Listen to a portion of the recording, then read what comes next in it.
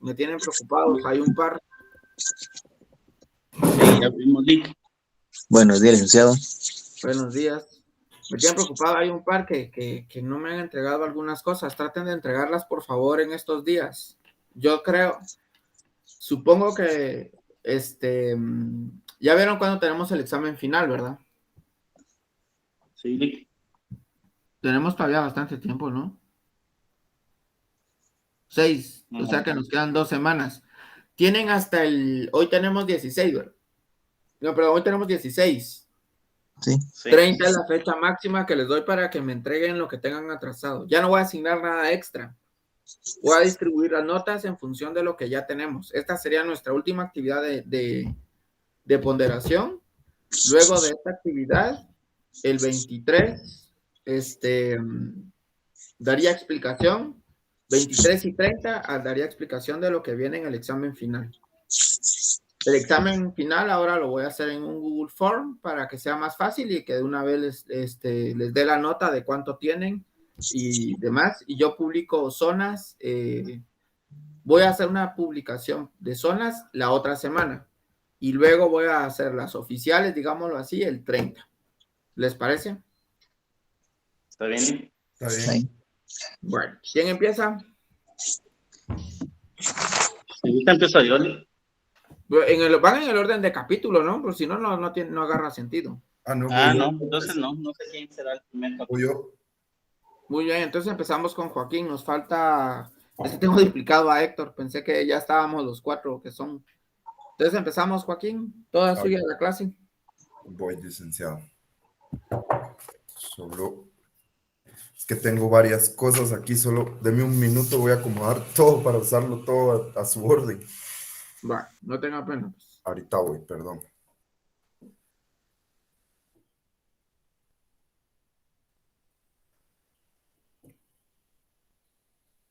Ok. Creo que ya estoy listo. Entonces voy a compartir pantalla.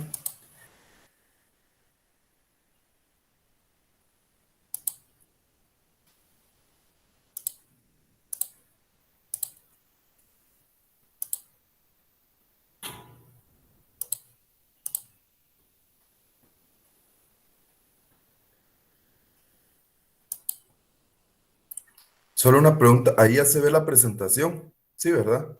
Sí, Sí. ya se ve. Ok. Gracias. Buenos días a todos, compañeros. Licenciado, a mí el tema del que me toca exponerles el día de hoy es óptica geométrica. Entonces, vamos a comenzar platicando sobre la óptica geométrica. La óptica geométrica es parte de las leyes fenomenológicas de Snell. Cabe resaltar que Snell fue un astrónomo y matemático holandés. De él viene la ley de refracción, también conocida como ley de Snell. Hizo trabajos como por ejemplo, él buscó el cálculo de la Tierra y también introdujo mejoras a la rama del cálculo. Perdón, Joaquín, que lo interrumpa. ¿Sí? ¿Puede ponerlo en modo presentación? Es que le quedan las palabras como fuera. Es que fíjese que quiero, tal vez ahí es que quiero trabajar, o sea, sobre la presentación para los ejemplos. Mire, pues le explico cómo se hace. Ok, Va. Dele en modo presentación, preséntelo. ajá, Pásese, digamos, a donde estaba ahorita explicando. sí, ahí, Va. Ahora, donde usted acaba de darle clic para el siguiente, ajá. aparece el lápiz. Ok, Dele clic ahí vamos a ver. y selecciona donde dice pluma. Solo voy a hacer una prueba. Sí. Y Ok. con eso ahí puede exponer y de una vez manchar, marcar y lo que necesite. Ok, muchas gracias. Sí, el borrador también está ahí, ¿verdad? Exacto. Gracias. Gracias, licenciado. Ok, entonces continuamos. Les decía que este señor Snell era un científico holandés que había trabajado en cuestiones como el cálculo del tamaño de la Tierra y además de las aportaciones que hizo a la óptica a partir de la ley de refracción, conocida como ley de Snell, también introdujo mejoras al cálculo basado en el número pi. Basta hacer geometría con los rayos para poder obtener las fórmulas que corresponden a los objetos dioptrio y lentes, obtenidos así de las leyes que gobiernan los instrumentos ópticos a los que estamos acostumbrados. Miren, de estas leyes tenemos dos conceptos claves: reflexión y refracción. La reflexión es el cambio de dirección de un rayo de luz cuando éste no logra traspasar la interfaz entre dos medios. Aquí el ejemplo más claro de reflexión que tenemos, pues es un espejo. Cuando nosotros vemos el espejo, vemos nuestra imagen reflejada. Se trata de un fenómeno característico de la propagación de ondas que se produce cuando un rayo choca contra una superficie formando un ángulo con la normal llamado ángulo de incidencia y es rechazado con una dirección dada por el ángulo de reflexión. Ahora veamos el concepto de refracción. La refracción es el cambio de dirección y lentitud que experimenta una onda al pasar por un medio a otro con un distinto índice refractivo.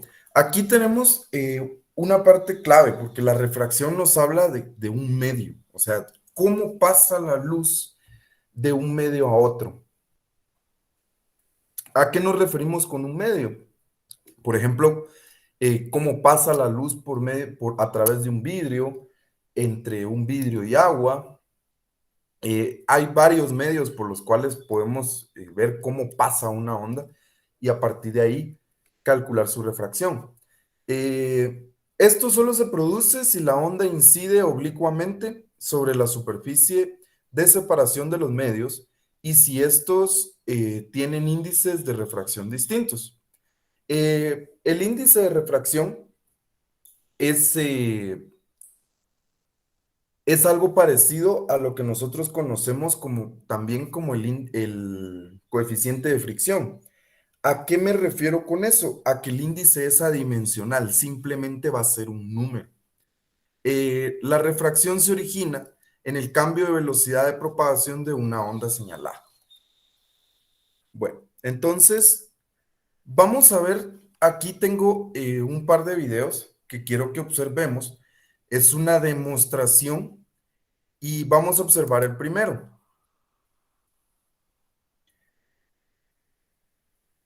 Entonces, si se dan cuenta, en esta demostración, yo tengo un beaker en la mano y tengo dos flechas dibujadas en el pizarrón. El beaker está vacío. Entonces, mi primera pregunta, compañeros, si me pueden colaborar, ¿qué medio ven ustedes en este primer video?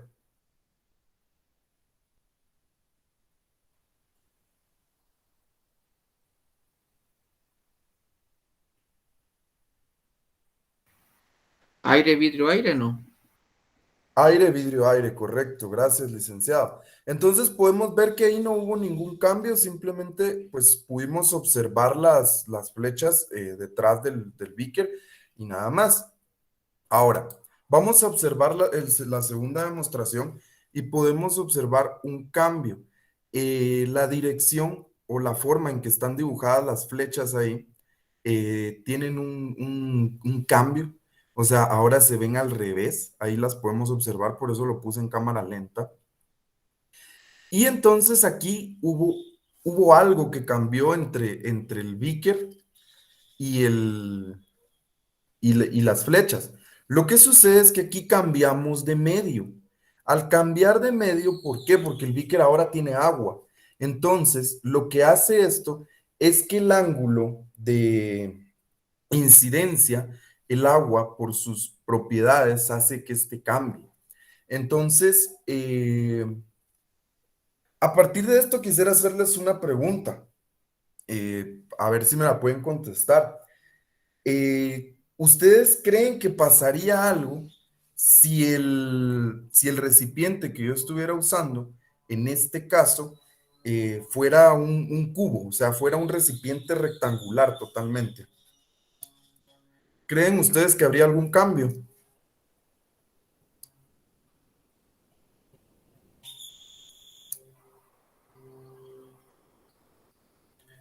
Siempre hablaríamos de un recipiente donde el medio fuera vidrio, agua, vidrio. Únicamente lo que cambiaría es su forma, que ahora sería rectangular. Yo pienso que no cambiaría porque el medio es el mismo, es vidrio. Correcto, ese es el medio, o sea, es una parte que me pareció interesante mientras investigaba, que nosotros nos tenemos que fijar en el medio, más no en la forma no es la que incide. Muchas gracias, Héctor. Pero en la forma en que se reflejaría sería cuando pase su videito, cuando empieza a aparecer la flecha, por favor, donde se va viendo la punta de la flecha. Ahí Ahí se es. ve curvo, ¿no? Sí, Mientras que en un cubo se miraría recto, ¿o no? sí, sí se miraría recto, pero digamos, o sea, el efecto visual que yo les estoy demostrando, que es como la forma en que Ajá. cambia la dirección, no Ah, incidiría. eso no, eso sí se va a mantener, pero ese efecto como que estuviera rotando, se Ujú. lo da la figura, ¿no? De Sí, que es ese circular, sí. ¿no? Ese sí, tal vez yo planteé mal mi pregunta. Mi pregunta era si creían o sea, si iban a cambiar la dirección de las flechas o no iban a cambiar. Ah. Pero me parece interesante porque la verdad no me había percatado de esa parte de qué pasa si es un cubo, pero está muy bien, siga. Ok, gracias. Bueno, entonces vamos a pasar a, a la parte del análisis. Primero, veamos qué pasa con la reflexión. Entonces, hablando de reflexión, vamos a hacer de caso que aquí tenemos una superficie plana, que no me salga tan plana. Y lo que vamos a hacer es que vamos a observar un rayo golpeando esta superficie de esta manera. Entonces el rayo va a venir y se va a reflejar. Entonces se va a reflejar de esta manera. Vamos a colocar aquí que es reflexión en superficie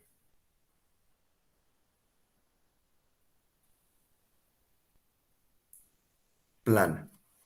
Ok, perfecto. Entonces, esta superficie es el medio por el que va a reflejarse el rayo. El primer rayo que dibujé, tendríamos aquí el rayo.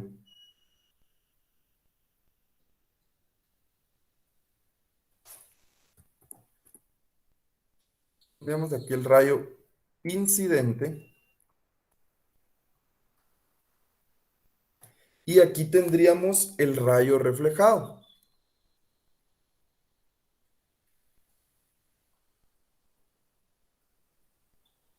Ok, entonces, ¿qué es lo que pasa aquí?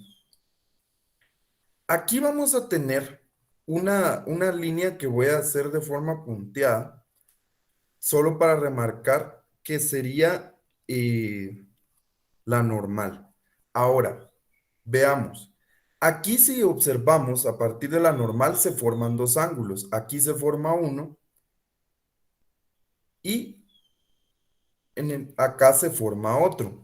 Estos son el, el ángulo de incidencia, o sea, el ángulo incidente, y aquí tenemos el ángulo reflejado. Del ángulo reflejado vamos a obtener la imagen. Esto es algo importante que tenemos que marcar en una reflexión para una superficie plana. Ahora, si nosotros observáramos una reflexión siempre en una superficie plana,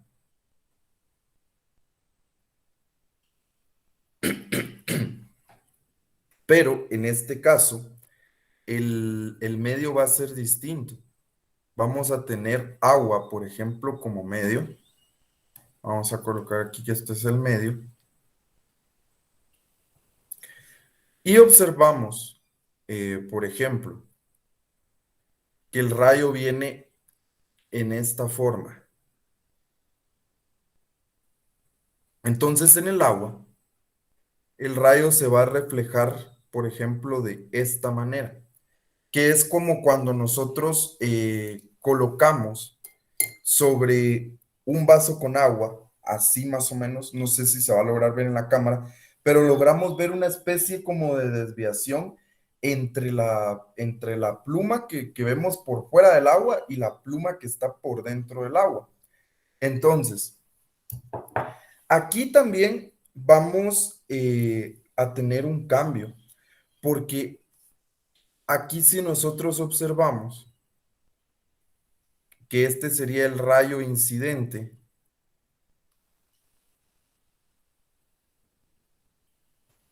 y aquí el medio es aire y agua, porque primero pasa por el aire, que sería toda esta parte que tenemos aquí, y luego entra el agua.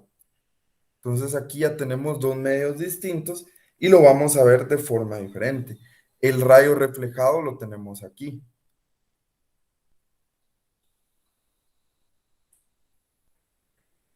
Entonces, aquí tenemos un pequeño problema donde vamos a hablar sobre el índice de refracción. Para nosotros encontrar el índice de refracción necesitamos tres variables. Tenemos C, V y N, donde N va a ser el índice de refracción. C, tenemos la velocidad de la luz.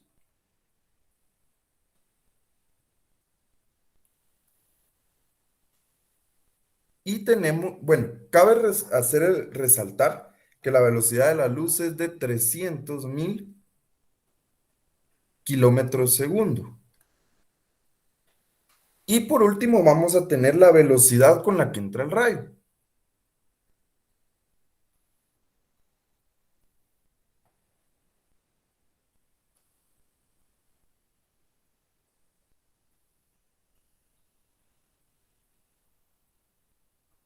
Ahí estamos. Entonces, el problema dice, ¿cuál es el índice de refracción de un material si la velocidad, en el que la velocidad de la luz es de 240.000 kilómetros segundo? O sea, la velocidad con la que entra el rayo.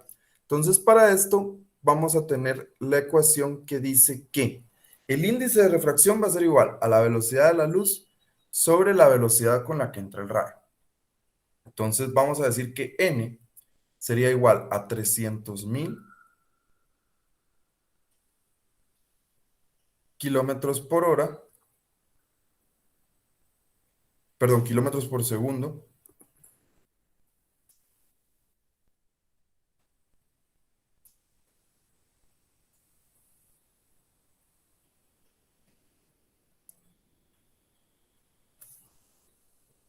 sobre 240.000 kilómetros sobre segundo. Entonces, aquí vamos a ver que los kilómetros sobre segundo se van a eliminar sobre los kilómetros sobre segundo y vamos a hacer la operación. Entonces, con la ayuda de la calculadora, vamos a tomar esta división.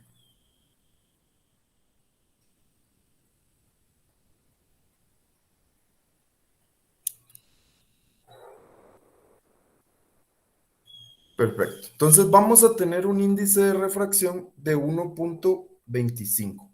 Y como les había mencionado anteriormente, este es adimensional, por lo tanto, no va a tener dimensionales, únicamente vamos a obtener un número. Entonces vamos a continuar. Y ahora vamos a hablar sobre la refracción en una reflexión, perdón, en una superficie esférica. En un espejo plano se forma una imagen del mismo tamaño del objeto reflejado. Los espejos tienen números de aplicaciones donde se requiere que la imagen y el objeto sean de distintos tamaños. Esto lo podemos observar, por ejemplo, en las gafas que nosotros usamos, que tienen una forma curva, o sea, no todas son planas. Estas sirven para poder acercar o alejar el objetivo según la necesidad del paciente.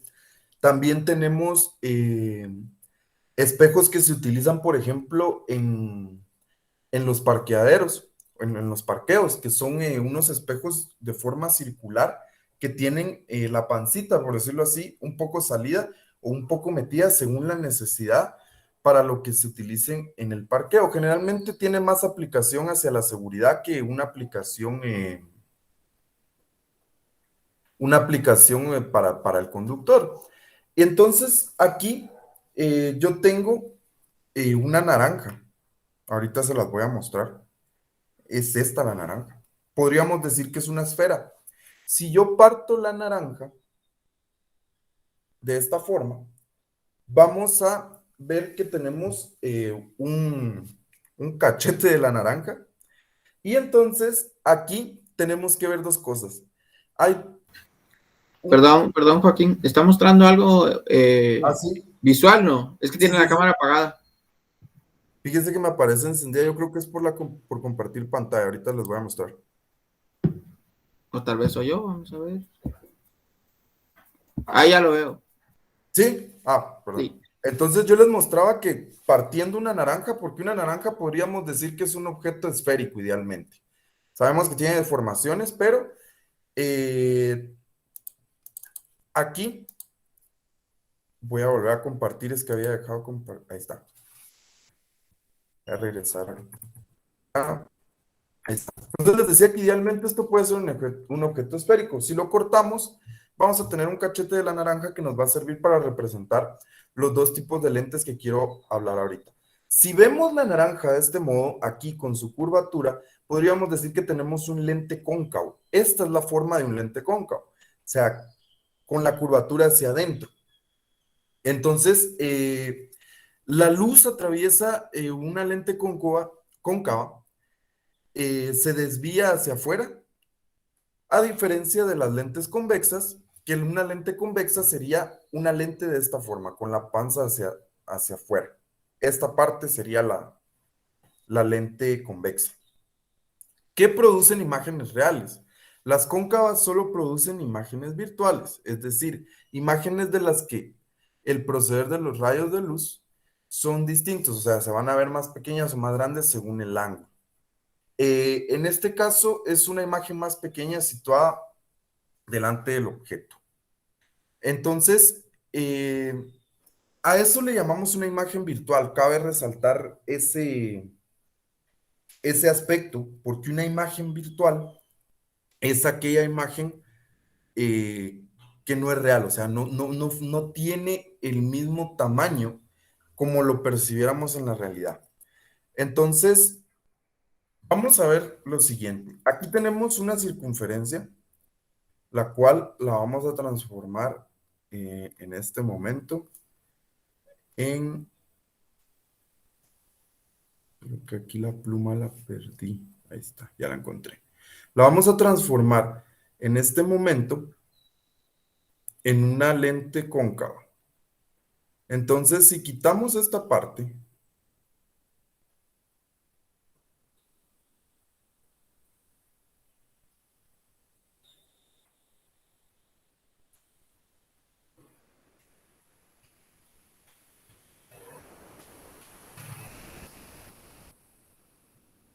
que tenemos acá, que es como el ejemplo que les mostraba con la naranja,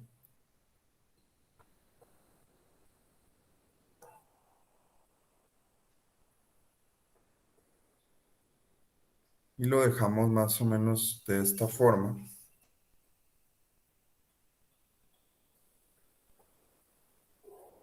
Y creo que está más o menos parejo. Bueno, lo voy a dejar ahí.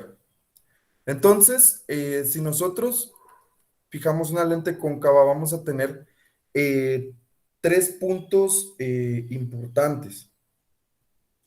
Primero, vamos a obtener una línea acá, horizontal, llamada eje óptico.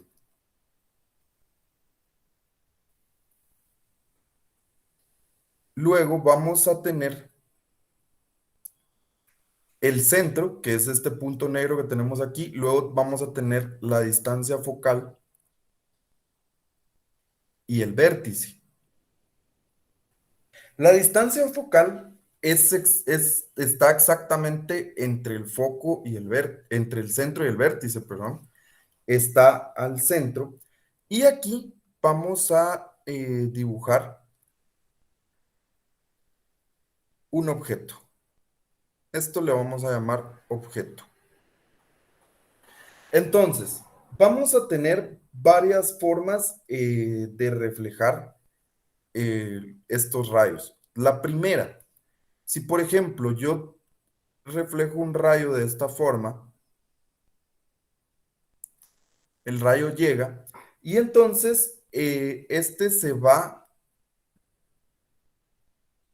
a reflejar de una manera parecida a esta. Y entonces, ¿qué pasa aquí?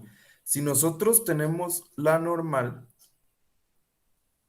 vamos a ver aquí el ángulo de incidencia y vamos a tener el ángulo de reflexión. ¿Qué es la particularidad que vamos a tener aquí? Que este ángulo de incidencia debe de ser igual al ángulo de reflexión. Luego, vamos a ver qué pasa si un rayo se refleja de esta forma, que sería de una forma paralela. Entonces, este ángulo se va a reflejar sobre el foco. Esa es una de las particularidades de este rayo. Entonces, aquí vamos a tener esto. Y entonces también vamos a tener en cuenta otro rayo que puede reflejarse acá, que sería cuando el rayo se refleja o entra directamente al vértice. Vamos a tenerlo más o menos de esta forma. Y nuevamente, si nosotros observamos la normal aquí, vamos a ver el ángulo de incidencia y el ángulo de reflexión. Entonces aquí vamos a saber que el ángulo de incidencia debe ser igual al ángulo de reflexión. Y por último, ¿qué pasa si el objeto se refleja directamente al centro? Entonces, aquí lo que va a pasar es que este rayo se va a reflejar y lo que va a cambiar en este caso, cuando R va al centro, es que el sentido del rayo va a cambiar. Aquí cambia el sentido del rayo.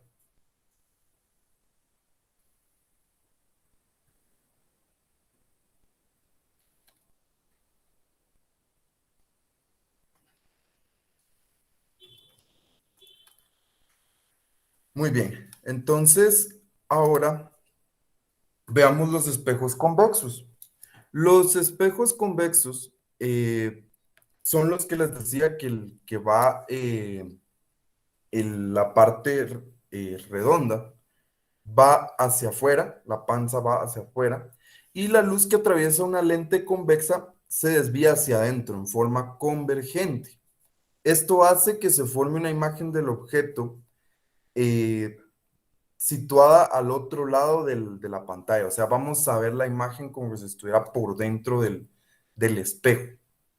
La imagen está enfocada si la pantalla se coloca a una distancia determinada, que depende de la distancia del objeto y del foco de la lente. La lente del ojo humano es convexa, o sea, nuestros globos oculares son convexos. Y además puede cambiar la forma para enfocar los objetos a distintas distancias. La lente se hace más gruesa al mirar los objetos cercanos y más delgada al mirar los objetos lejanos. Entonces aquí vamos a tener exactamente lo mismo para poder ver cómo se reflejan los rayos a través de una lente convexa. Voy a hacer una línea divisoria aquí para no tardarme tanto. Vamos a tomar solo esta parte. Y entonces, aquí vamos a tener de igual forma nuestro eje óptico. Vamos a marcar el objeto. Vamos a poner más o menos acá. Entonces, aquí vamos a tener el objeto. Cabe resaltar que esto que estoy marcando aquí es el tamaño del objeto. Entonces, primero, si nosotros reflejáramos acá, vamos a tener el vértice, vamos a tener el foco y aquí vamos a tener el centro. Entonces, si el rayo ingresa de esta forma,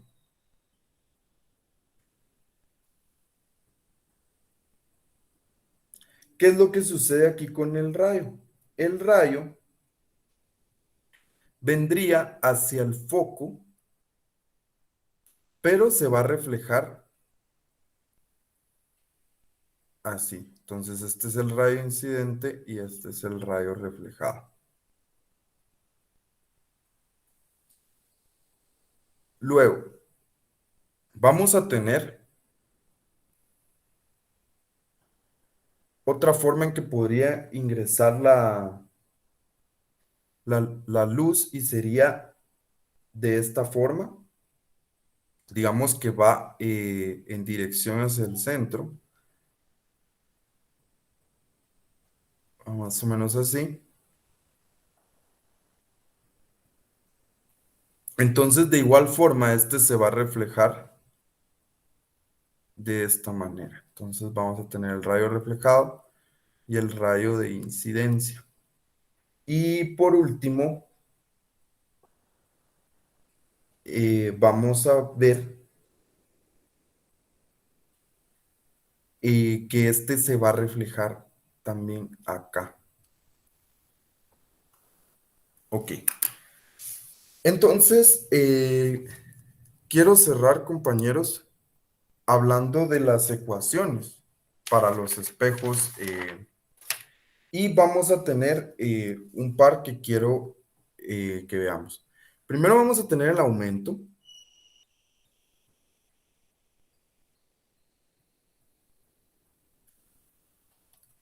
Y en el aumento vamos a tener la distancia del objeto, la distancia de la imagen, igual a menos la altura del objeto sobre la altura de la imagen. Y vamos a tener también la ecuación de los espejos, que sería 1 sobre distancia de la imagen más, aquí voy a borrar esta parte,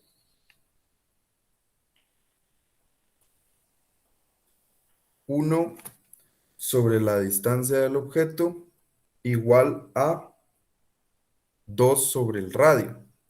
Y sabiendo nosotros que R es igual a 2 veces el foco, vamos a tener 1 sobre la distancia de la imagen más 1 sobre la distancia del objeto igual a 1 sobre el foco. Ok. Entonces, el problema dice que se tiene un objeto de 8 centímetros de altura. Entonces aquí, si empezamos a anotar los datos, vamos a tener la altura del objeto, 8 centímetros. Ubicado a 60 del espejo, esa sería la distancia del objeto.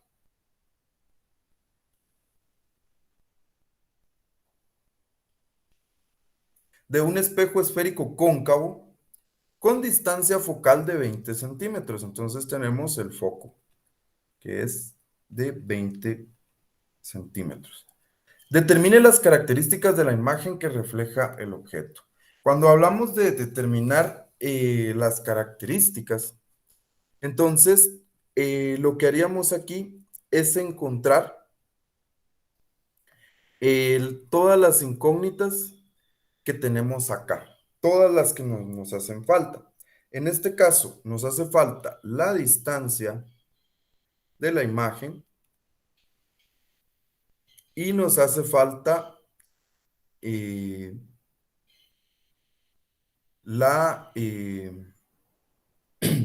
se me va el nombre, la altura de la imagen.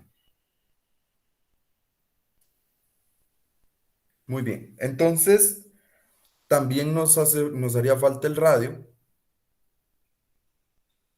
Entonces vamos a empezar a encontrar todas las incógnitas que nos queda. La primera sería el radio. El radio, ¿por qué? Porque ya tengo el foco y ya sabemos que el radio es 2 veces el foco. Entonces, radio sería igual a 2 veces 20 centímetros. Entonces, tendríamos que el radio sería de 40 centímetros. Muy bien. Luego, vamos a pasar a buscar. En este caso, podríamos encontrar primero la distancia de la imagen, por ejemplo. Tenemos el foco, tenemos la distancia del objeto. Entonces, vamos a utilizar esta ecuación y vamos a buscar la distancia de la imagen. Entonces, vamos a sustituir. La distancia del objeto serían 60 centímetros y el foco sería 20 centímetros. Entonces, podemos despejar y nos quedaría 1 sobre DI igual a 1 sobre 20 menos 1 sobre 60. Entonces, aquí tendríamos lo siguiente.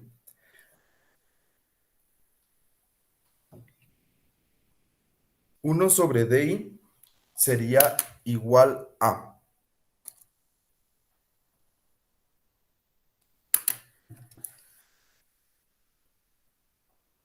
Vamos a hacer esta operación en la calculadora y vamos a encontrar el valor.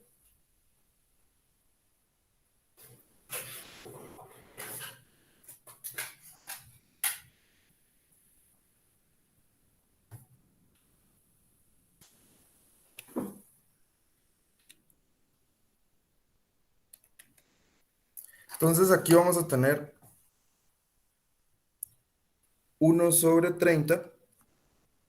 Aplicamos el recíproco que si le doy la vuelta me quedaría DI sobre 1 y todo número dividido 1 va a ser el mismo número y 30 sobre 1. Entonces tendríamos que la distancia de la imagen es de 30 centímetros. Y por último vamos a encontrar la altura de la imagen y esto lo vamos a hacer con la ecuación del aumento. Entonces la distancia del objeto sobre la distancia de la imagen sería igual a menos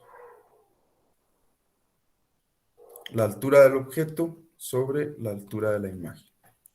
Entonces tendríamos la distancia del objeto 60 centímetros sobre la distancia de la imagen 30 centímetros igual a menos la altura del objeto que serían 8 centímetros. Entonces ahí vamos a hacer la sustitución.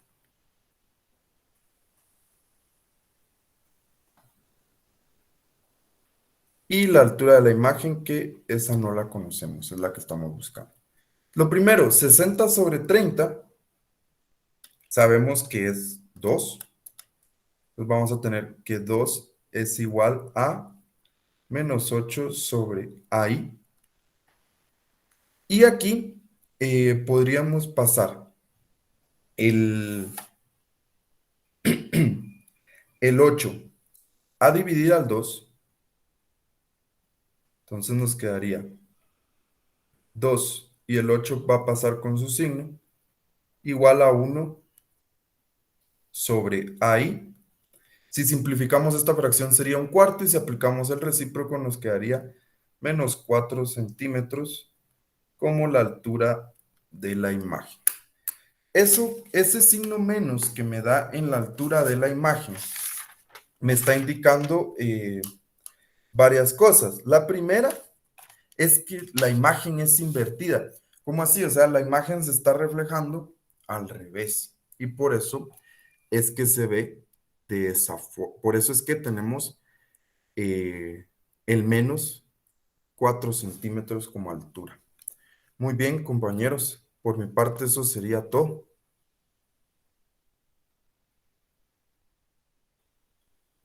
Muy bien, gracias. Dale mantener así. Sí. Bueno, la guarda y sube su presentación porque no me la ha compartido. Ok, ahorita la voy a subir. Ya con todas las anotaciones que hizo. Sí. Esto en el examen, anótenlo. En el examen les voy a pedir que tracen les voy a solicitar que dentro del examen hagan un dibujo de un lente y tracen esas flechas. Son 4, si no estoy mal, véanlo en el libro. Son 4 las flechas básicas para poder dibujar una imagen dado un foco inicial. Entonces, para que lo practiquen, esos seguros se los pongan en el examen final, un ejercicio de esos. Para hacerlo necesitan regla, porque si no se hace con regla, queda el dibujo mal hecho.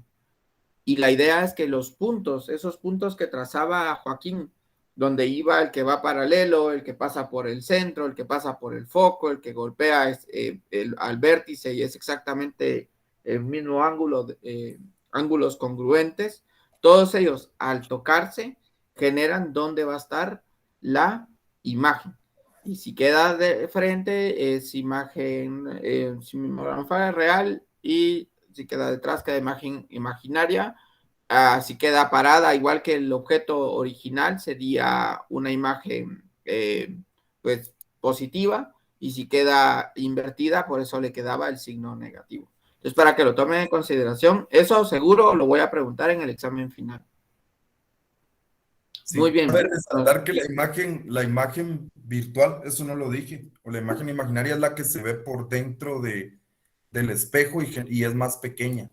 Por eso se le dice virtual, porque la imagen real es la que nosotros podemos observar en tamaño real, por valga la redundancia. O sea, digamos, cuando nos vemos en un espejo plano, o sea, es una imagen real porque estamos con nuestras mismas proporciones. Muy bien. Muy buena exposición, lo felicito, Joaquín. Solo súbame su presentación, así le asigno la nota de una vez. Vamos con el... muy bien. Vamos con la siguiente. Le toca a ver. Bueno, sí, vamos a ver, 34. Le toca a Jason, pero Jason sí entró, ¿no? No entró. ¿Alguien sabe algo de Jason? Jason no falta. ¿Qué le habrá pasado? ¿Habrá tenido problemas de luz?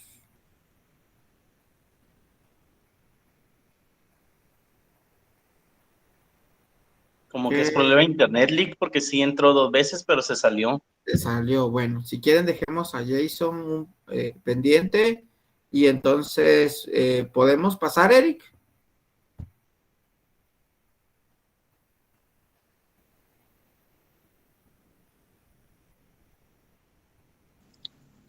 Claro que sí. Mi capítulo es capítulo 36, que habla de la difracción. Yo aquí voy a compartir, como yo en mis celulares no puedo compartir pantalla, pero puedo compartir cámara visual. que viene así.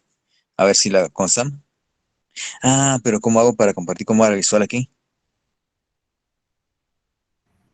Usted tiene computadora, ¿no?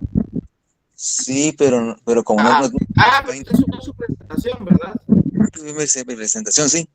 Va, hagamos una cosa entonces. La voy a presentar yo y usted expone. Exactamente. Si quieres, se la pongo así, hablado, ¿está bien? Vamos, solo voy a abrirla yo. Y entonces usted me va dirigiendo. Ah, pero la mía está con Sam, con fotos. Ah, no, pero sí la puedo con Sam. Pero podemos hablar. Espere, pues. Podemos hablar. Aquí tengo lo que Espere. está con Sam hablado. Sí. A ver, pues, aquí.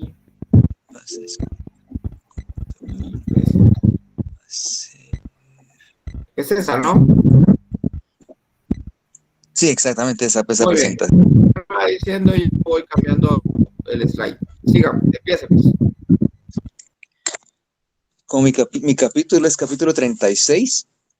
Habla de la difracción de la luz. Yo comencé diciendo que la combinación que la difracción es la combinación de muchas ondas luminosas y que eso hace que se forme una emisión de luz. Pero también habla sobre un holograma, que es la misma difracción de luz, solo que reflejando un patrón o una imagen o una figura en tercera dimensión. Todos hemos visto esos hologramas. También hablé sobre una fuente puntual. Eso quiere decir que es una linterna o una vela que produce una emisión de luz hacia la pantalla. Para ello, tenemos que se forma un efecto de Huygens, que es cuando la onda llega de un punto a la pantalla, dependiendo si la ranura es pequeña o si es pequeña, se forma una imagen agrandada por la distancia que hay. A eso nos lleva a la difracción de Fernet y a la difracción de Fraunhofer.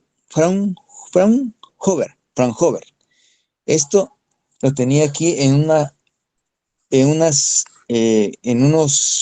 cartelitos, ¿verdad? Donde decía que la difracción de Fernet es que un punto, o sea, una emisión de luz se da sobre línea recta, pero si no toca el objeto que está cercano, la emisión se produce en una forma lineal. Ahora bien, Perdón, ¿tiene los cartelitos a la vista? No.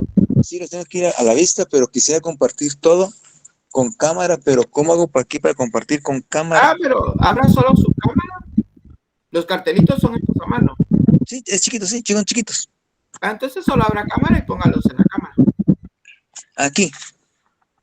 Sí, solo déjenme ver. ¿Será que ahí pueden ver? Ahí podemos ver, solo focalicen un poco para que no se le distorsione. Lo agrando un poquito. No, solo que no la mueva mucho para que podamos ver bien su exposición. Entonces vamos a hacer más una cosa. A ver si podemos con Sam.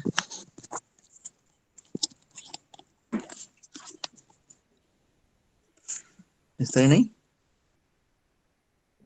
Vamos a ver.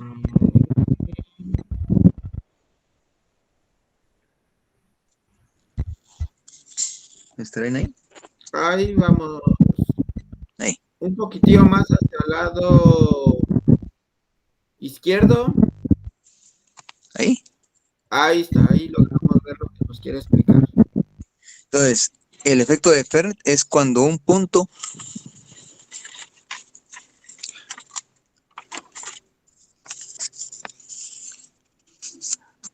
pasa sobre un objeto. Entonces, las ondas son en forma horizontal, o sea, quedan en una sola línea. El efecto de Fraunhofer es cuando una emisión de luz pasa en un punto o objeto, son ondas paralelas, o sea que como se parten las ondas, y eso es lo que produce los cuartos entre cada espacio, que es lo que tengo por aquí. Esas son ondas planas, esos son los cuartos. Cada espacio es un cuarto. Es un cuarto, 2 cuartos, 3 cuartos, 4 cuartos, 5 cuartos, 6 cuartos, así hasta sucesivamente. Eso en ondas planas. Ahora bien, también se producen en las mismas ondas, solo que en ondas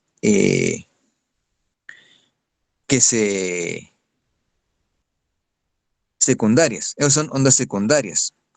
También son cuartos, cuartos, cuartos, dependiendo la distancia del objeto a la pantalla. Esta va a tener una dirección y una velocidad entre cada onda. Esos son cuartos. También tenemos por aquí que las ondas van a producir un triángulo o una forma de triángulo con una distancia X, un punto A, un punto P, un punto O y una altura. La altura es donde se va a reflejar la imagen. Y aquí es O en este caso, pues, la luz. Pero si tenemos una imagen, aquí se refleja la imagen en un espejo. Para esto tenemos que hay ecuaciones. Pueden usar el seno, la tangente. En ese caso, usan el ángulo de seno. Tiene el punto A, que es medios, por el seno del ángulo, menos la Y, que sería la altura, medios.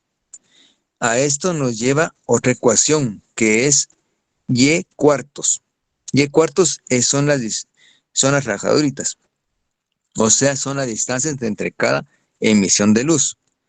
Ese Y cuartos tiene la distancia con el cuarto y la altura, y siempre tiene el punto A. Esto nos indica que podemos trabajar la luz en pantallas utilizando ecuaciones. Otra cosa que pude encontrar, hay una red de difracción. Eso quiere decir que si la luz se emite sobre una lente, esa lente va a producir una difracción. ¿Y qué son las difracciones? Son los cuartos de luz emitidos, que tienen un ángulo y tienen una frecuencia y tiene siempre los cuartos sobre la pantalla. Algo que pude yo analizar también es que la difracción de la luz, hay diferencia entre la difracción de la linterna, que es una luz continua, como la miramos, que va así en línea recta, y la diferencia entre la luz de las candelas o veladoras, que son por ondas. Cuando la vela, o sea, la luz vibra, se produce onditas. No sé si han visto, así unas como que dice que la vela titilea. Es lo que decían antes la gente, es la titilación, que son las ondas que se van emitiendo del punto de origen. Para ello, pude también desarrollar algunos ejemplos.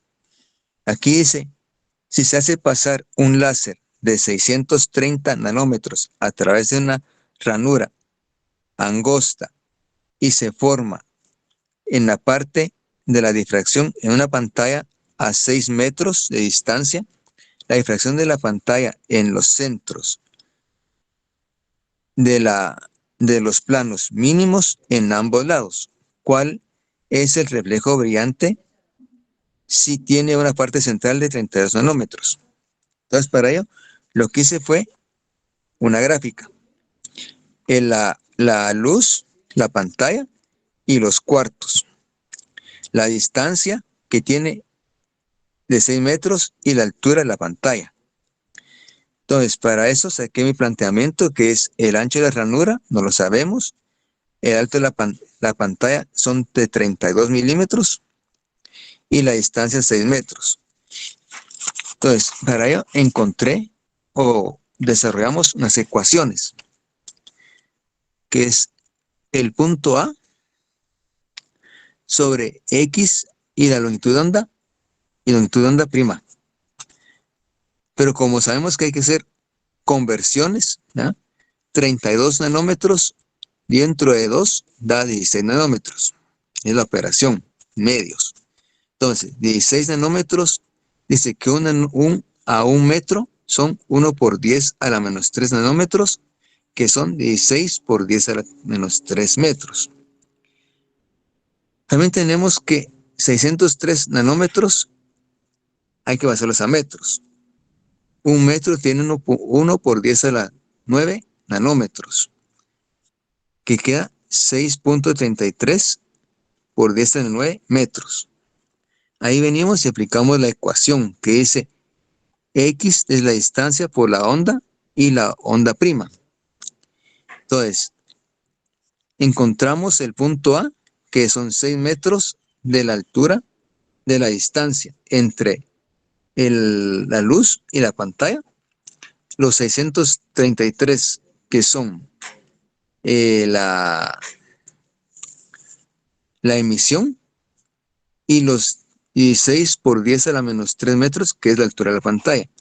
Eso me dio a mí 2.4 por 10 a la menos 4 metros, que es el ancho de la ranura. Entonces ya mi respuesta puse que el ancho de la ranura es de 0.24 nanómetros. Eso es para encontrar que si la anchura de la ranura es más grande, en la pantalla va a tener una imagen más amplia. Pero si fuera más pequeña, es más pequeña su imagen. También puse un ejemplo sobre intensidad de ranura. Eso quiere decir que entre más grande es la ranura, más refracción va a tener y más luz va a emitir. Entonces, la intensidad del centro de una ranura de un patrón de difracción es de I sub 0. ¿Va? ¿Cuál es la intensidad en el punto de patrón donde la diferencia de fase entre la onda principal de los extremos y la ranura es de 66 rad sobre segundos, siendo un ángulo de 60 grados como máximo? Entonces, la anchura de la ranura se expresa en longitud de onda. Para ello hice una mi gráfica. Aquí la gráfica es la intensidad, o sea, el círculo quiere decir que es la intensidad que se va a dar la luz, el cual va a tener una ranura de 66 rad y un ángulo de 70 grados. Saqué mis datos, que son intensidad, longitud de onda y el ángulo, 70 grados. Entonces, para ello, utilicé la ecuación de intensidad, que esa intensidad es igual a intensidad sub 0 por el seno de B medios dividido B medios al cuadrado. ¿Y quién es B medios? Es 2pi por X, por el seno. Esto es B medios. Entonces, al hacer la operación, puse que 66 rad, lo di dentro de 2, me quedó 33 rad, para poder reducir la intensidad. Luego pasé a aplicar la ecuación de I sub 0 es igual al seno de 33 rad, que lo encontramos, dividido 33 rad al cuadrado. Eso me dio a mí 0.00018 o 9 por 10 a la menos 4. En este caso no tiene dimensionales porque rad con rad se hace 1. Entonces, luego encontré el ancho de la ranura, que es A sobre Y, o sea, la longitud de onda. Entonces, igual a B sobre 2 pi por el seno del ángulo. Entonces, 66 rad, que ya lo tenemos como original, dividido 2 pi por rad por el seno 70. Eso me dio 86, que es el ángulo. Luego me piden a mí la longitud de la ranura. La longitud de la ranura es 5 nanómetros por 86, que son el B. Me dio un igual de 4 por 4.7 por S a la menos 5 nanómetros. O sea, aproximadamente aquí sería un cuarto, pero sea un 20avo nanómetros. Si lo dividimos así con esta pantallita, serían 1 sobre 20, sean 20 espacios los que tiene esta ranura. Y mi respuesta es que la longitud de onda es de 9.18 por S a la menos 4, el ángulo que se forma de 86 y las longitudes de ondas, o sea, las espacios son de 4.7 por S a la menos 5 metros, o sea, 1 sobre 20 nanómetros. Eso es mi presentación del capítulo 33.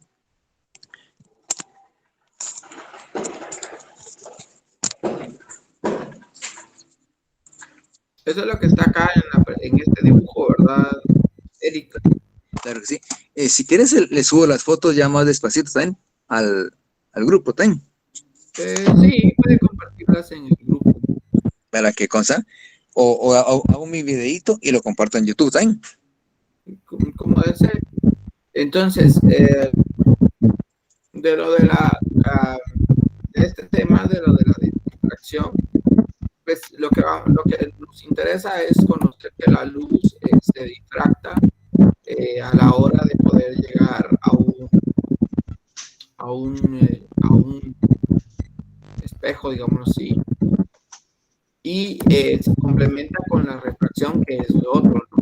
Para distinguir cuando hay una difracción y cuando hay una refracción. Muy bien, todavía creo que no ha entrado. Ya entró Jason. Jason, ¿cómo está ya se me fue. Ni tiempo voy a preguntar. Si quieren, pasamos con Héctor y miramos si Jason puede presentar hoy, presenta Jason, y si no, pues lo dejamos para que presente la otra semana. ¿Quiere? Empezamos con Héctor. Está bien, Nick.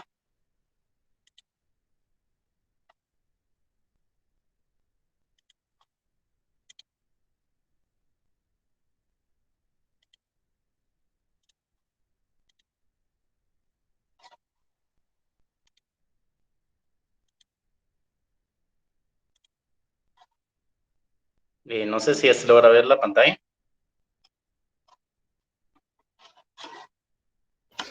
Sí, ya se ve.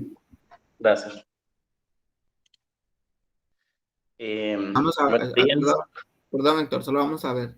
Jason, ¿cómo está con internet? ¿Considera que puede presentar o lo dejamos de último para ver si logra estabilizar su internet?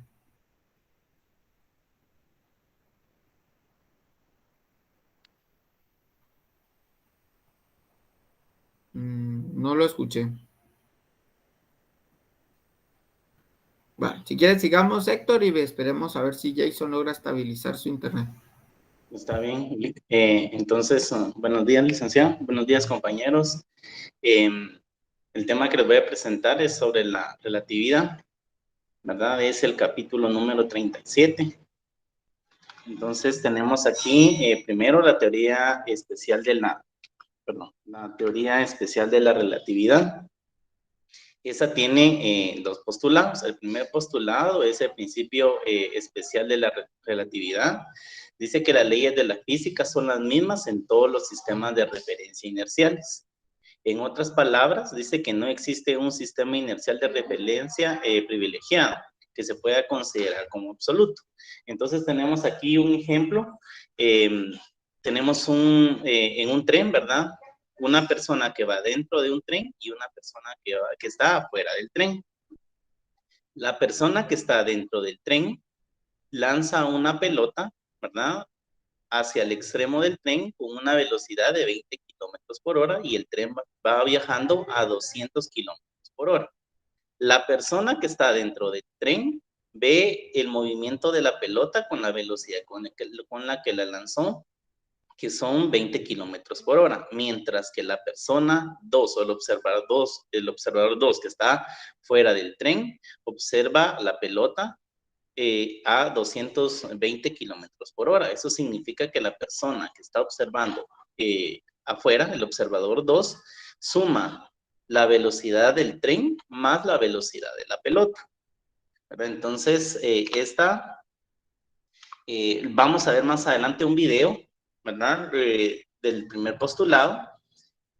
Ahora vamos con el segundo postulado. Afirma que la rapidez de la luz en el vacío es la misma en todos los marcos de referencia inerciales y que es independiente del movimiento de la fuente. Entonces, este científico Fizeau hizo un experimento con agua en 2 tubos. Entonces, él lo que hizo fue correr un rayo de luz en cada uno de los tubos y se dio cuenta que la luz corría, ¿verdad?, uno vacío y otro con agua. Y se dio cuenta de que la luz corría a la misma velocidad, tanto en el aire, digamos, dentro del tubo vacío, como dentro del agua. Entonces, no importa, el segundo postulado dice que no importa la fuente donde esté la luz, siempre va a viajar a la misma velocidad. Entonces, vamos a tener aquí un video sobre la relatividad.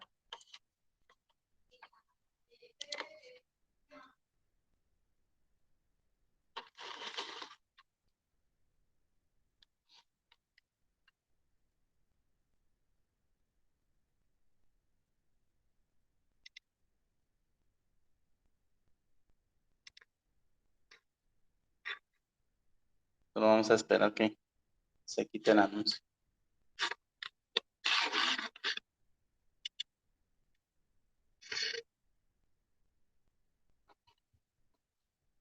Entonces vamos a ver el video.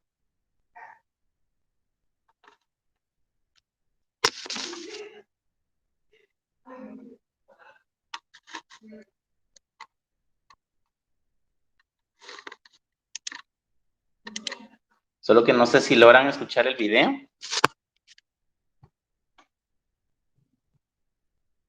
Es que le dio compartir sin audio. A ver, vamos a... Cuando comparta, dígale que quiere compartir el audio también. Bueno.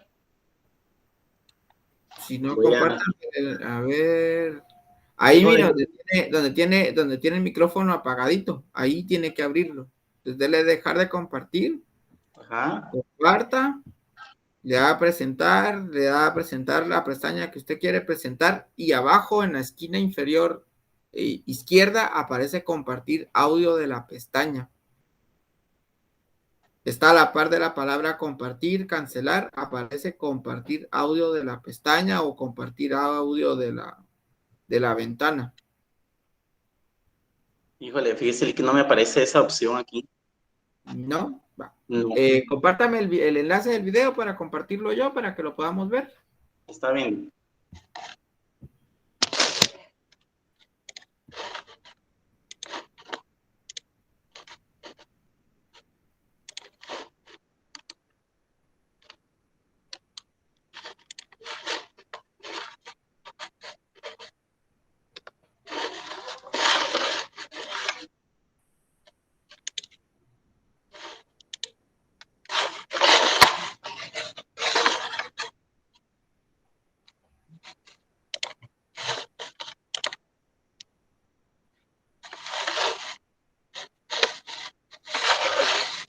encontrar cómo se llama.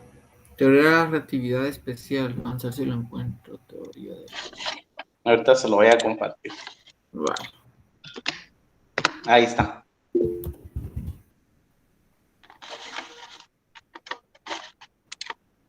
Va, ahorita comparto y ya después sigue usted con la presentación. Gracias, perdón. No pidan perdón, ustedes no pidan perdón. Son cosas técnicas que se pueden resolver.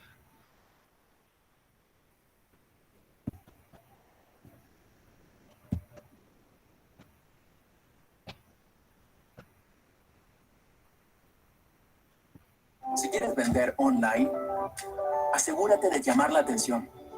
Ve a Wix e-commerce. José Luis Crespo.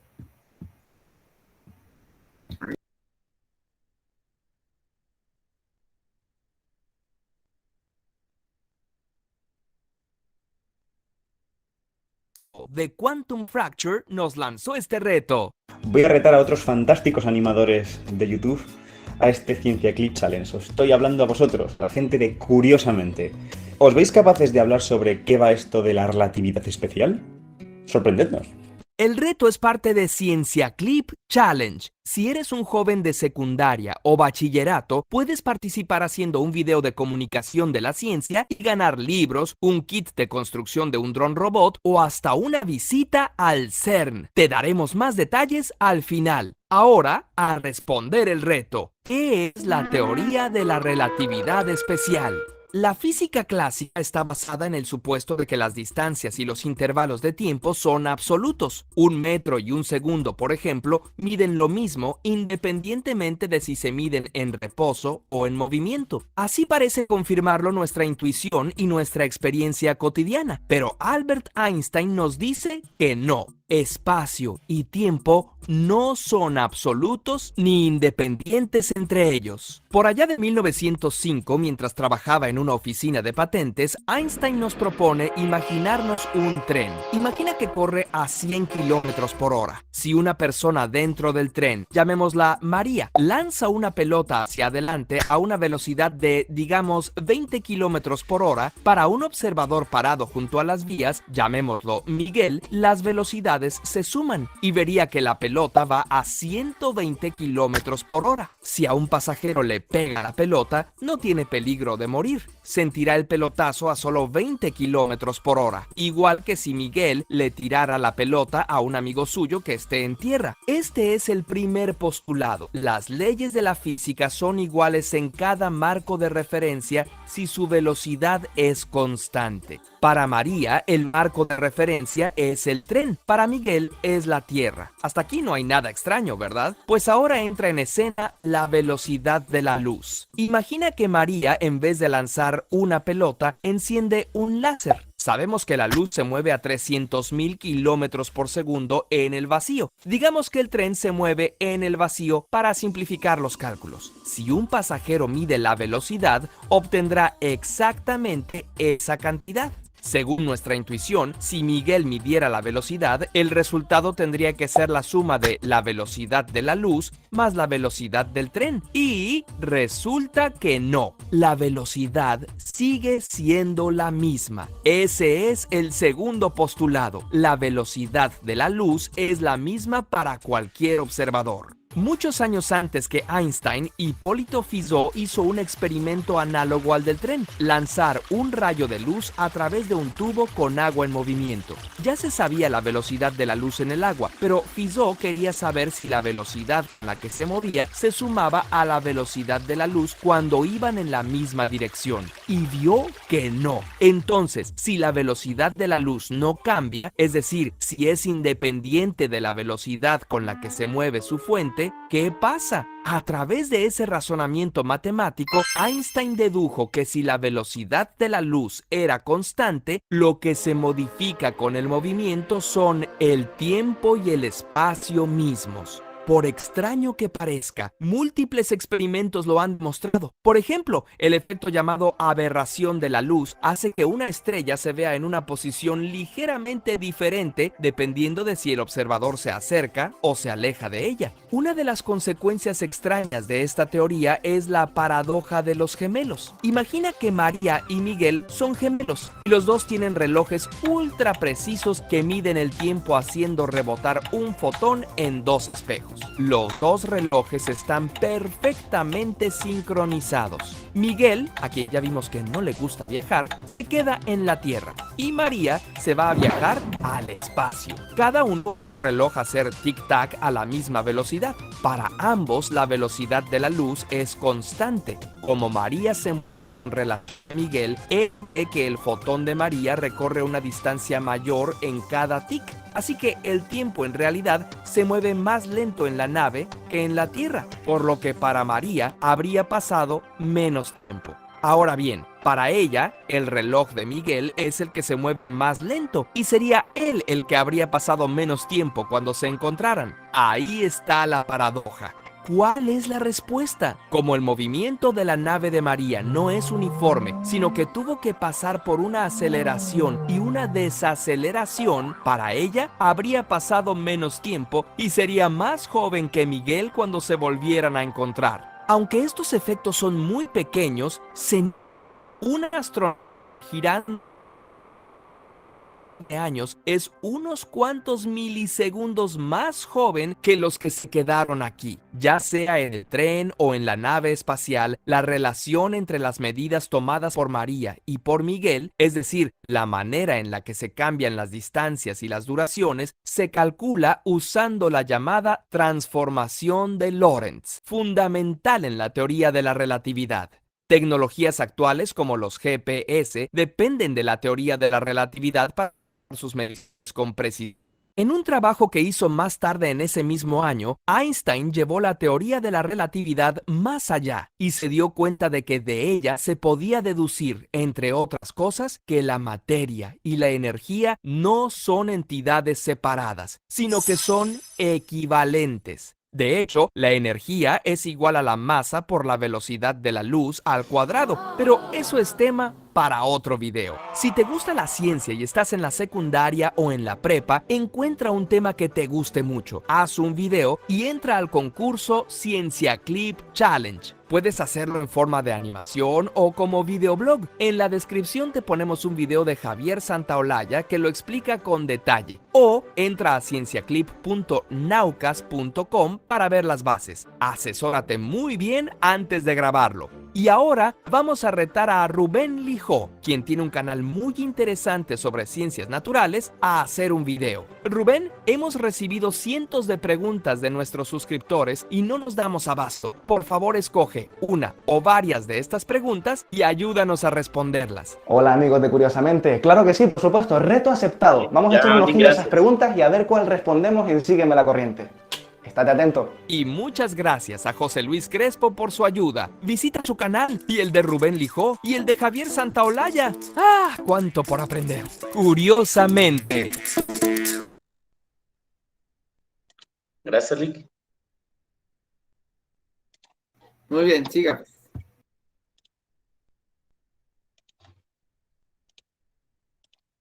Muy bien, entonces vimos este ejemplo, ¿verdad? Aquí tenemos algunas conclusiones importantes que saqué pues, de lo que leí en el libro y aparte de lo que vi en algunos videos. La primera es que la luz siempre va a viajar a la velocidad de la luz.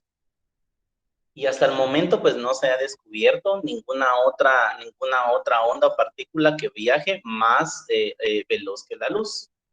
Entonces también hay una dilatación temporal. Esto significa que el tiempo pasa más lento cuando el cuerpo se está moviendo. Si vemos la parte del video, vimos que María, para ella el tiempo pasó más lento que para la persona que se quedó en la Tierra. Entonces a eso se le llama dilatación temporal. Más adelante voy a colocar unos gráficos donde voy a hablar sobre la dilatación temporal. El tiempo y el espacio se comprimen para un cuerpo en movimiento. Es decir, que tiempo y espacio no son absolutos y se transforman con el movimiento. Dice que aún no se puede rebasar la velocidad de la luz en el vacío. Entonces, por ejemplo, tenemos aquí la dilatación temporal. El tiempo es una dimensión, entonces nosotros tenemos tiempo y tenemos espacio.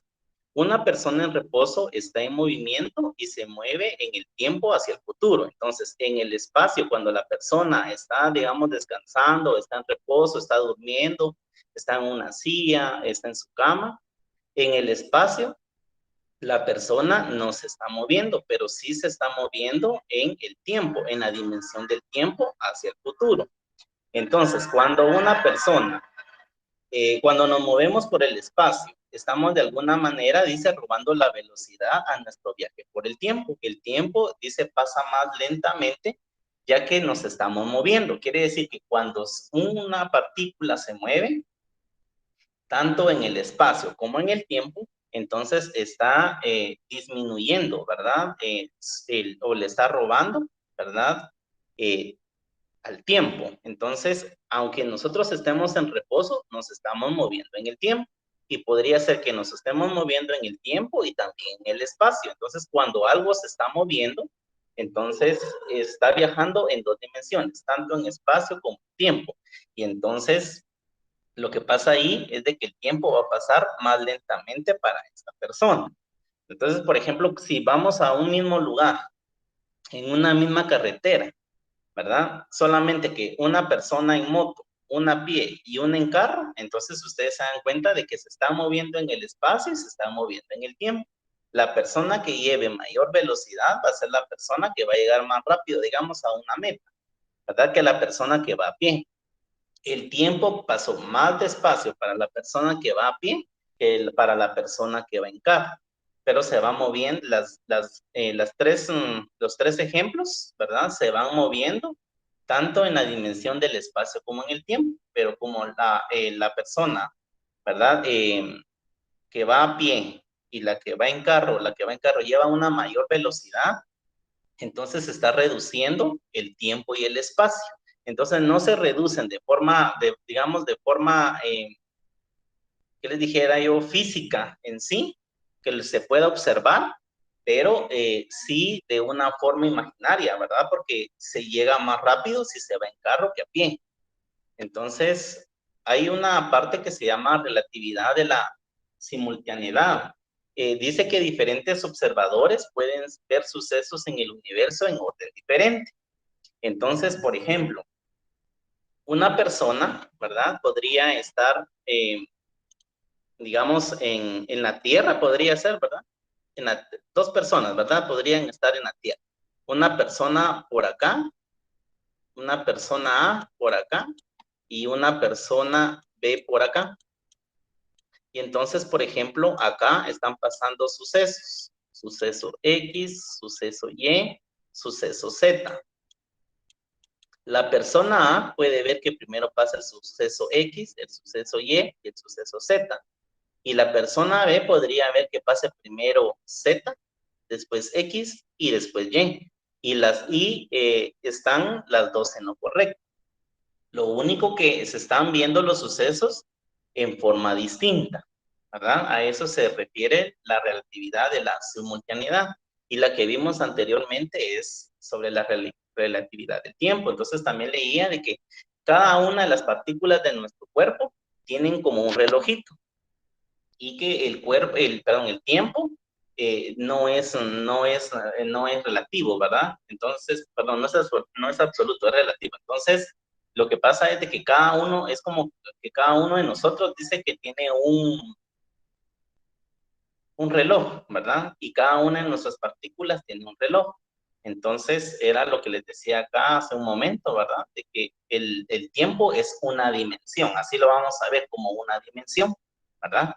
Entonces, también quería platicarles un poquito sobre el efecto de Doppler, ¿verdad? En las ondas electromagnéticas.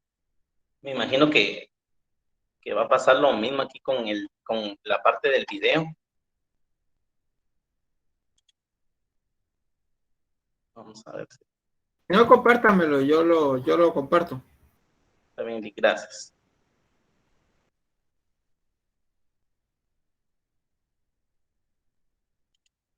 Entonces, solo voy a regresar aquí. Solo voy a hacer lo mismo, que ahorita se lo comparto.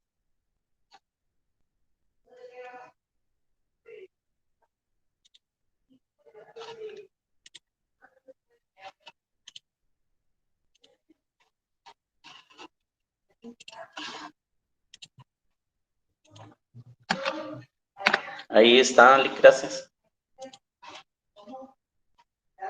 Muy bien, ahora voy.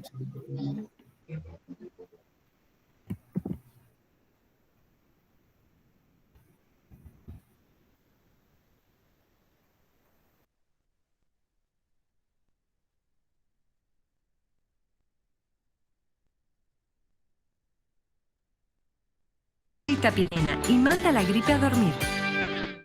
¿Alguna vez te has preguntado cómo viaja el sonido? Es una respuesta rápida y sencilla. El sonido se traslada en ondas a una velocidad de 331,5 metros por segundo en el aire. Su velocidad depende del medio por el que viaja. Pero, ¿y si el emisor del sonido también está en movimiento?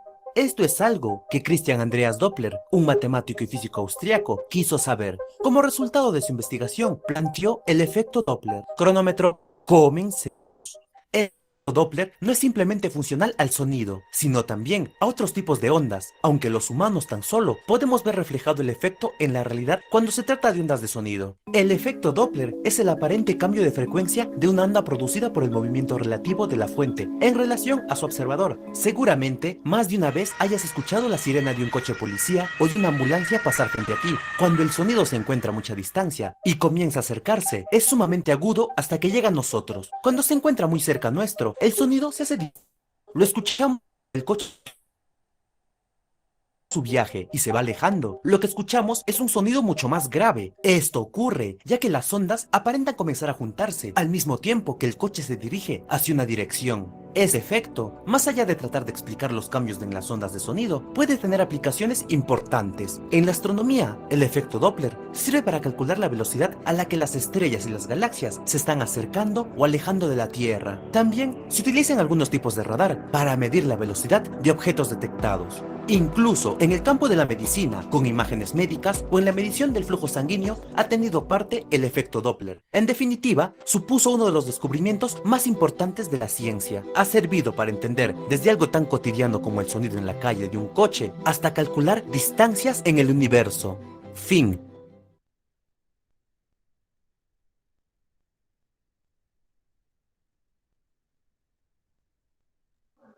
Gracias, Lick.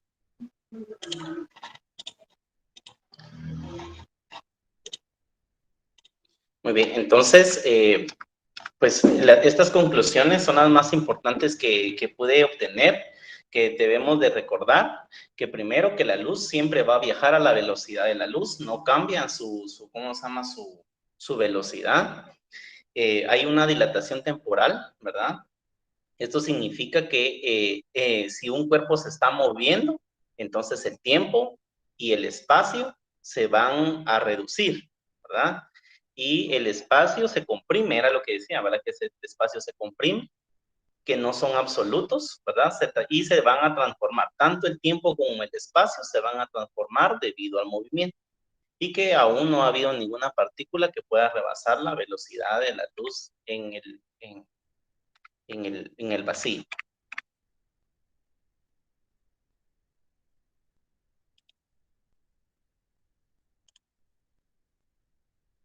Muy bien. Bueno, ya no logramos tener a Jason, ¿verdad? Que era el que me faltaba para poder para terminar las exposiciones. Entonces, vamos a hacer lo siguiente. Ya están las 3 presentaciones, ahora se las publico, se las voy a publicar en Física Moderna.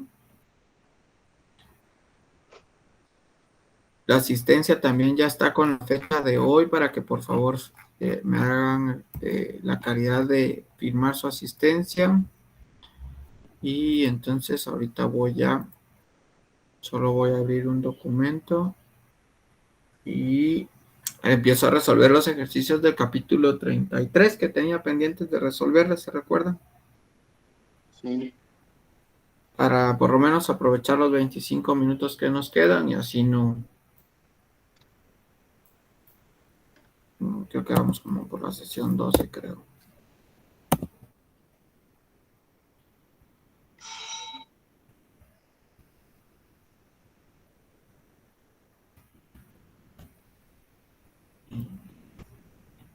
Mientras que yo organizo aquí.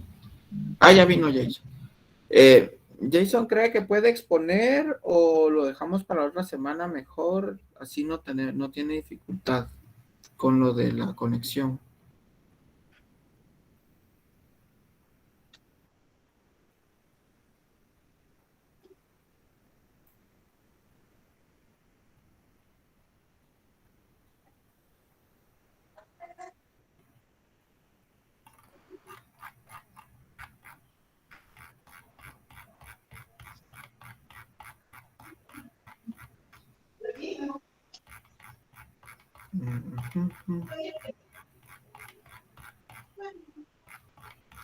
No, no.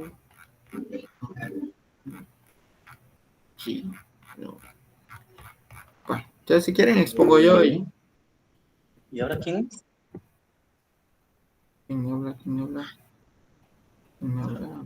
Unos 5 minutos. Pues, ¿cómo no te llego? Ay, voy a sincero aquí, Héctor. Ahí está. Vale. Entonces quedamos con que la otra semana va a pasar Jason primero. Vale. Entonces voy a empezar a explicar, a ver hasta dónde nos da tiempecito de explicar.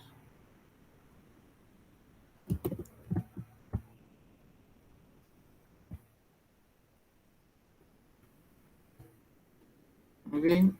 Entonces, recordamos que la sección 33.1 es la que habla todo sobre la ley de Snell, principalmente, y habla sobre la primera parte de óptica, ¿no?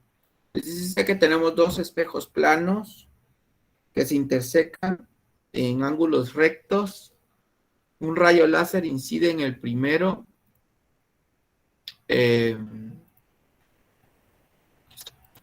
Incide en el primero y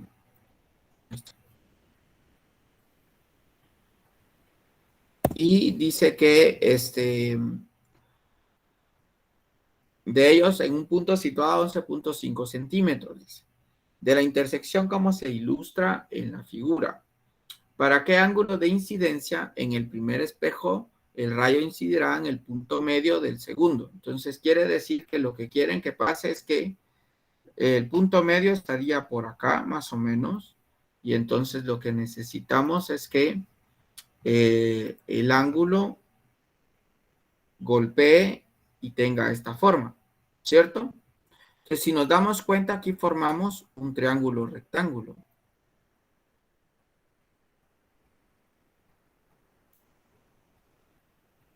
Que tiene 14 y tiene 11.5. Yo puedo encontrar este ángulo de acá que corresponde a este ángulo de acá. Entonces vamos a encontrar primero ese ángulo. Entonces tendríamos nosotros que la tangente inversa de cateto opuesto, que es 14, sobre adyacente, que es 11.5, nos da como resultado, a mí me quedó 50.6. Entonces ya tengo el valor de el ángulo este. Ahora bien, si recordamos, acá existe el plano, que es el que nos permite ver el ángulo de incidencia y al ángulo de refracción. Entonces, este plano de acá, tendríamos nosotros que este ángulo que le vamos a llamar teta de incidencia, y este es el ángulo teta de refracción. Como si nos damos cuenta, acá se forma un ángulo recto que tiene un valor de, que es este cuadrito, que es este cuadro de acá.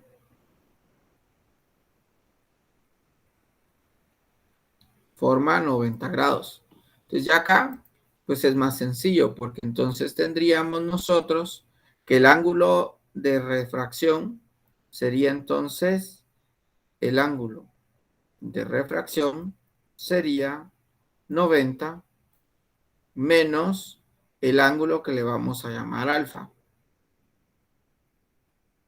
Pues el ángulo de refracción sería igual a 90 menos 50.6. Y eso me quedó como respuesta 39.4.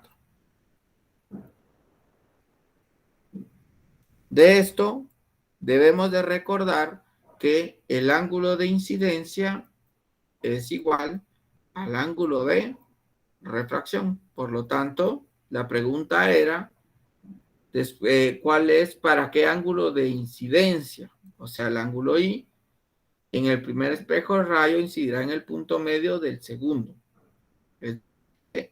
Esta sería 39.4. ¿Preguntas?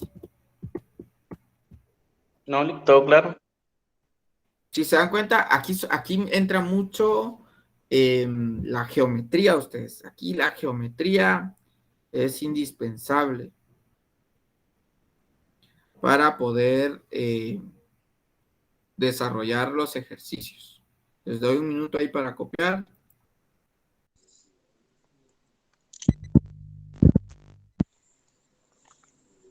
Cerró la puerta.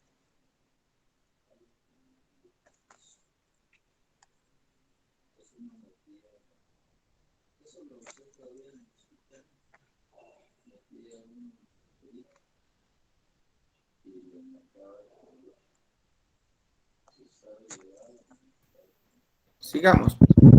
Ahí ojalá el siguiente que voy a resolver, que es el... ¿Le hice una pregunta? ¿Sí? Ese 90 grados salió de esa línea, el ángulo ese recto, ¿va? La Rojo, línea roja.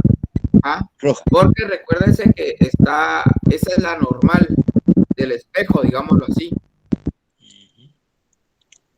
Cada vez que tenemos un espejo, cualquiera, voy a hacer aquí abajo el dibujo, digamos que voy a usar el resaltador así fuerte.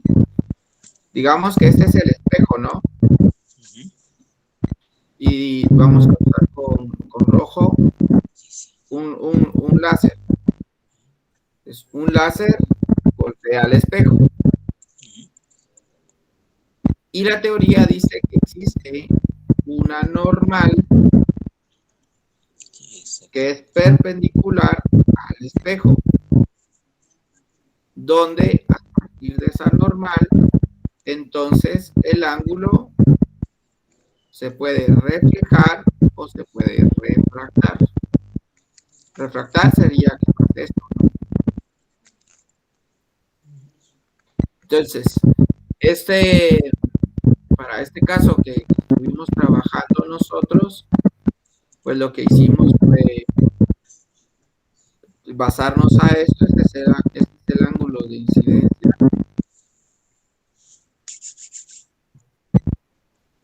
Espérame que esto... Este será el ángulo de incidencia, el de abajo sería el ángulo de refracción.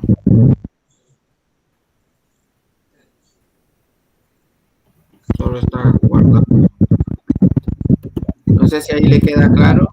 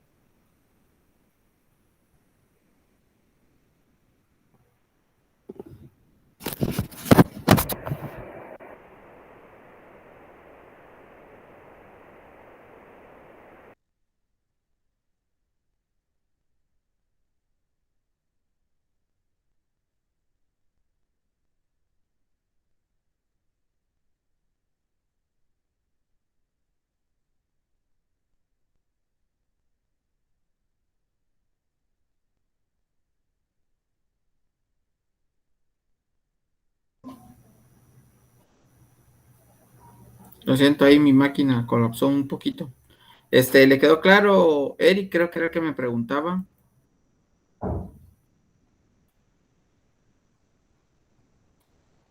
Le dijo que sí, Lick. Sí. Ah, gracias. Es que ya no logré oír porque, no sé, se trabó todo, entonces tuve que cerrar la... Muy bien. Claro, sí, licenciado. Sí me quedó claro. Ese 90 grados. Este es el ángulo de incidencia y este es el ángulo de... Vamos al siguiente. Les dije que iba a ser Eric 4.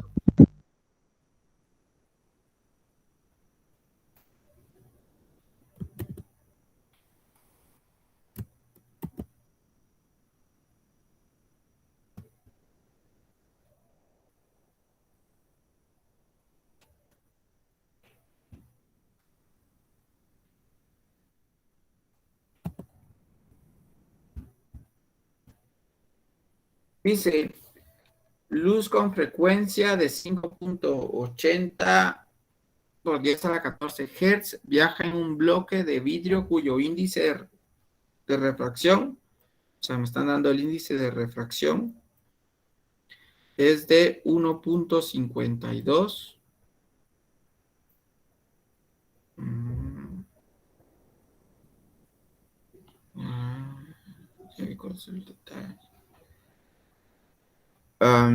Dice cuál es la longitud de onda de la luz en el vacío y ve en el vidrio, dice.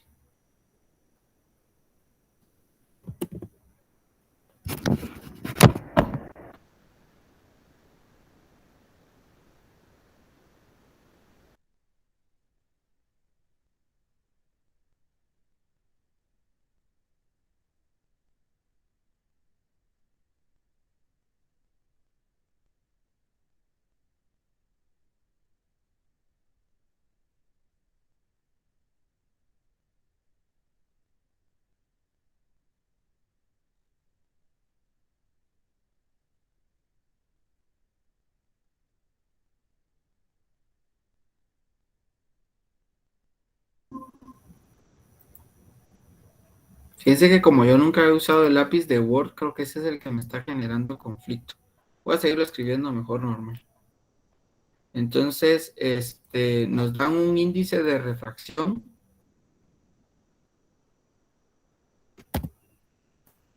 igual a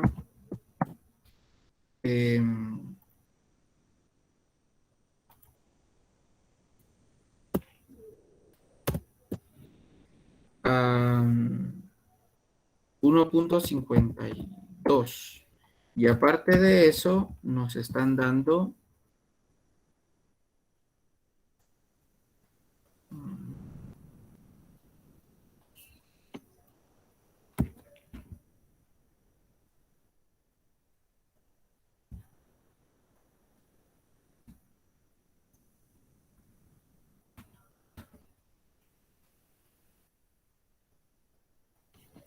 me da 1.52 y me dan la frecuencia que es igual a 5.80 por 10 elevado a la 14 Hz. ¿Será posible?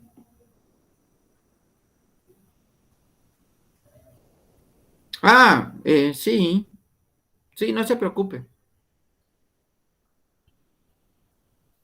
Yo les voy a decir qué tipo de problemas voy a poner en el examen final. Usted tranquilo, no lo voy a dejar que entre a ciegas. La pregunta acá es, ¿cuál es la longitud de onda de la luz? Para encontrar la longitud de onda, sabemos que, vamos a ver si ahora sí quiere esto, C es igual a la longitud de onda por la frecuencia. Y eso es lo que vamos a utilizar. Entonces,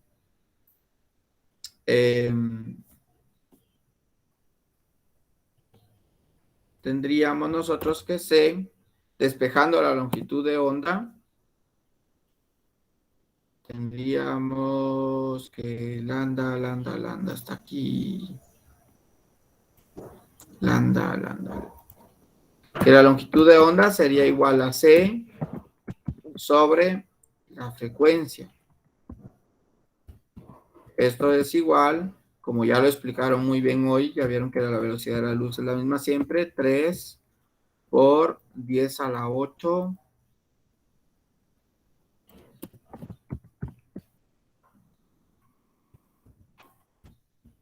sobre la frecuencia, que es 5.80 por 10 a la 14 Hz. Y esto la longitud de onda para el primer caso es de 5.17 por 10 a la menos 7 metros.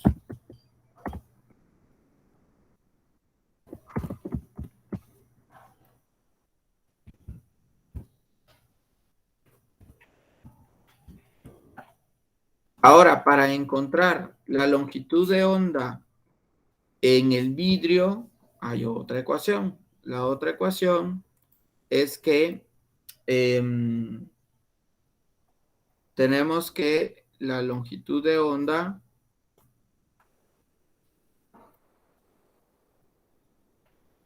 es igual a la longitud de onda en el vacío partido el índice de refracción. Entonces, basándonos a eso,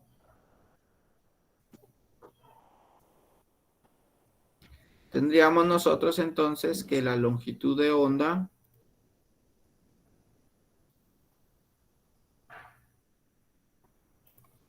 va a ser igual a la longitud de onda en el vacío, que es esto que nos dio acá,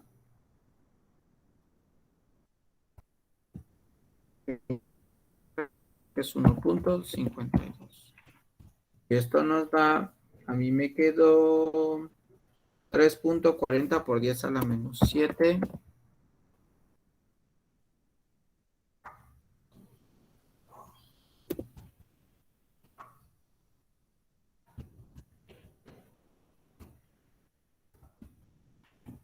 metros. ¿Preguntas?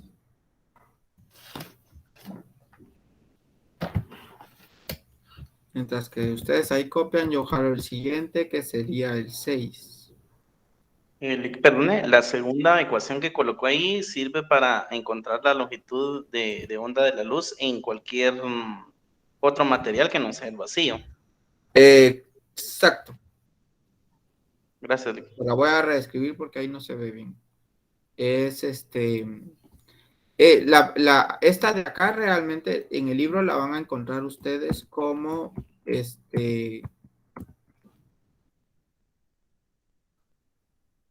como longitud de onda sub cero. ¿Qué quiere decir? Que es en el vacío. Así es como la van a encontrar en el libro. Es la de en el aire. Y esta es para cualquier caso, que es la división de la longitud de onda en el vacío, o sea, la de la luz en el vacío, sobre el índice de refracción. Y eso nos da cualquier longitud de onda, como muy bien me decía, creo que fue Héctor. 33.6. Dice, luz de cierta frecuencia tiene una longitud de onda, me dan en el agua, o sea que ya me dicen de qué material es. Entonces aquí no puedo usar lambda sub cero, sino uso lambda normal. De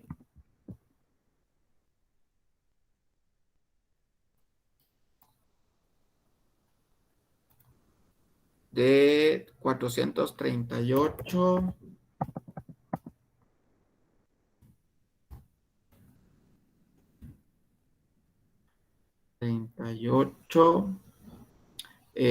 por 10 a la menos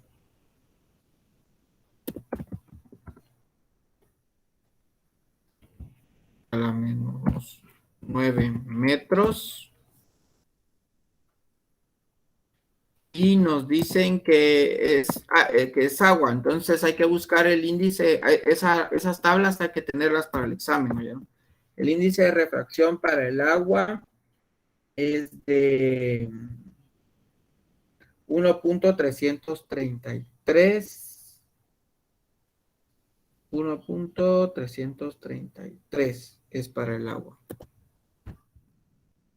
Y para el aire, porque siempre pasa, casi siempre es de un medio a otro, y para el aire es de 1, pero en este caso nos están diciendo otra cosa. Quiero ver la luz desierta en el agua. ¿Cuál longitud de onda? Nos dan el del benceno. Entonces hay que ir al libro y buscar el del benceno, y el del benceno es 1.501. Usando la relación esta de acá, que tenemos nosotros aquí, como lo que nos están pidiendo es cuál es la longitud de onda, nosotros tendríamos que esto es para el caso 1 y esto es para el caso 2. Digamos que este es para el caso del agua.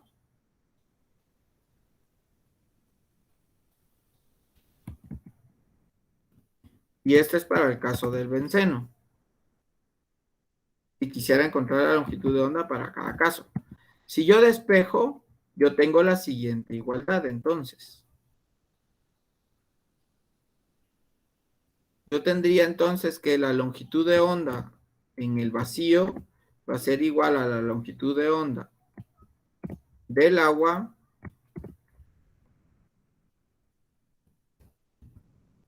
por el índice de refracción del agua.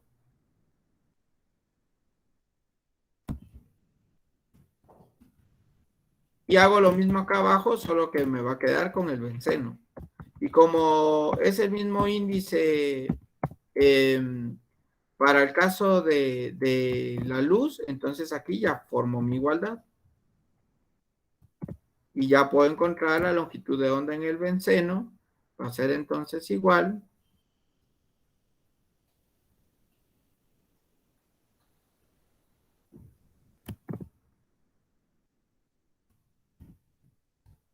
a la longitud de onda del agua por el índice de refracción del agua dividido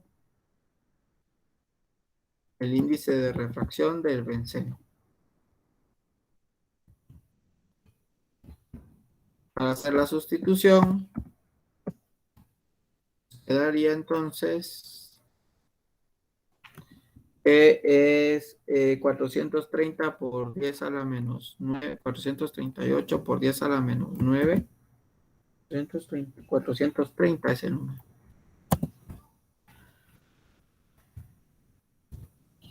Multiplicado por el índice del agua, que es 1.333, dividido el índice del benceno, 1.501, y a mí me da como resultado 389 por 10 a la menos 9 metros.